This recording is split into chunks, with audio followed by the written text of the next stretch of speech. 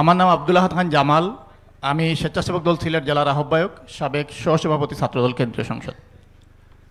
বিএনপির ভারপ্রাপ্ত চেয়ারম্যান, আমাদের সিলেটের জামাতা, আমাদের ভাই দুলাভাই জনাব তারেক রহমান এবং বিজ্ঞ প্যানেলের কাছে আমার একটি সম্পূরক সংযুক্তি 22 নম্বর বিষয়।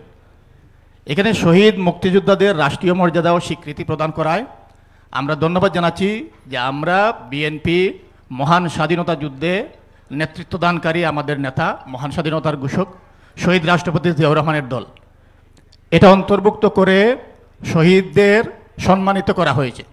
কিন্তু যেহেতু এটা 23 সালে এটা 23-এ করা হয়েছে, 24-এ কিন্তু আরেকটি মুক্তিযুদ্ধ হয়েছে জুলাই আগস্টে। যেমনিভাবে 71-এ ছাত্র জনতা, কৃষক, শ্রমিক শাহাদাত বরণ করে শহীদ জিয়ার নেতৃত্বে বাংলাদেশ স্বাধীন করেছে, 24-এ আপনার নেতৃত্বে, ক্যারিসম্যাটিক নেতৃত্বে শেখ হাসিনার মতো একজন দানবকে হটানো হয়েছে।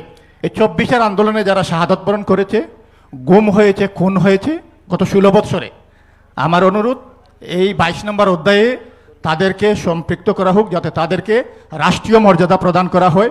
এই বিষয়টি যদি এখানে অন্তর্ভুক্ত করা হয় এবং আগামী নির্বাচনী ইশতেহারে রাখা হয়, দেশের মানুষ সেটাকে ইতিবাচকভাবে নেবে।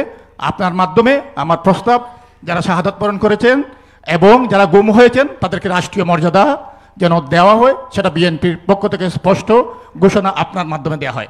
ধন্যবাদ আপনাকে। আসসালামু আলাইকুম। এর সাথে আপনি একটা কথা বললে বেশি ভালো হতো। ধন্যবাদ আপনার প্রস্তাবনার জন্য। আপনি নিশ্চয়ই খেয়াল করে দেখবেন যে আমরা কিছুদিন আগেই, প্রায় 1-1.5 মাস আগে, দলের মহাসচিব সাহেব উনি একটি প্রেস কনফারেন্সের মাধ্যমে মোটামুটিভাবে আমাদের দলের ভিতর থেকে মূল দল সহ আমাদের অঙ্গ সহযোগী সংগঠন, ছাত্রদল, যুবদল, স্বেচ্ছাসেবক সহ আমাদের বিভিন্ন অঙ্গ সহযোগী সংগঠনের 400-ও বেশি, 422 জনের উনি লিস্ট দিয়েছেন। বাট পরবর্তীতে আমাদের কাছে আরো কিছু নাম এসেছে, প্রায় 500-র কাছাকাছি আমাদের মানুষ শহীদ হয়েছেন এই বিগত